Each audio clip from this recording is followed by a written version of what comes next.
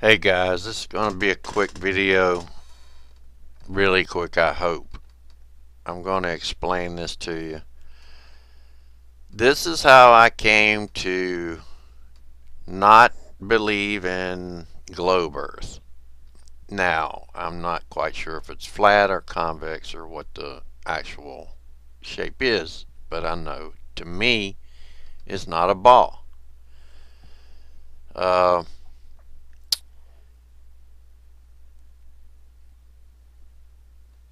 The math you see in front of you here is just Pythagorean theorem. I think you can pause it. You can do the math yourself. Basically, this is based on the Chicago mirage, the so-called superior mirage, but a superior mirage is upside down. The weatherman says that it's a superior mirage, and he keeps using the word inverse, but it's not. So the picture was taken from 60 miles away. We have to put a tangent line, that's line of sight, and C is the curvature drop. So the Willis Tower is like 1,400 feet, and you can see it. Of course, you know, if you've watched Rob Skiba's stuff, you know that there's humidity and that causes refraction, so it actually does take some of it off because of the refraction.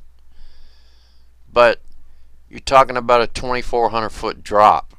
Based on the math, you shouldn't be able to see it at all.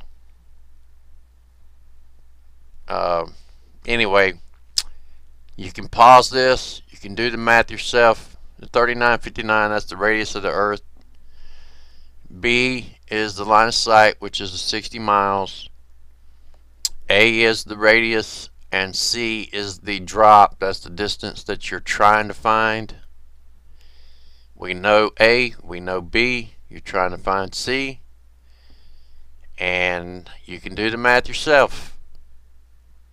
So the easiest equation is 8 inches times a mile squared, but you can, I wanted to do it with Pythagorean theorem.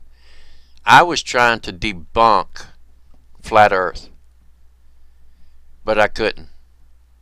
I wound up proving that it's at least not a globe anyway. So here's the math, and I'm going to add in that video clip for you so you can see the commercial or the weather guy. He says inverse. He says it a lot. Well, 2 or 3 times, but hell, one time is too many when it's not. So anyway, gonna keep this quick. You can pause it. You can do the math yourself. Everybody have a good one, and please be good to everyone else. Take care, guys.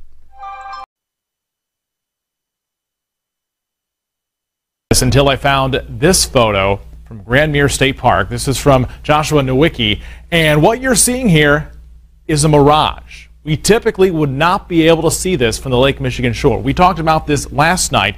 Conditions are right on the lake that we're actually seeing a mirage of the Chicago skyline. Very interesting here. Here's what's happening. This is a good example of a superior mirage. So Joshua was on the Lake Michigan shore. He was looking towards the west, and Chicago's beyond the horizon. Should not be able to see it. However, with the right conditions, we have an inversion. We have cold air near the cold lake water and some relatively warmer air above it. This will bend the image of that skyline back towards the viewer, and so typically we would not be able to see this. This image would be viewable from much higher in the sky up in space, but instead we're able to see it on the Lake Michigan shore. Very fascinating, and that's the same reason we're actually seeing this ring on the radar tonight as well. Because of the inversion we call it atmospheric ducting, it's bending the radar rays back towards the ground. So even on a clear night, we have some interesting weather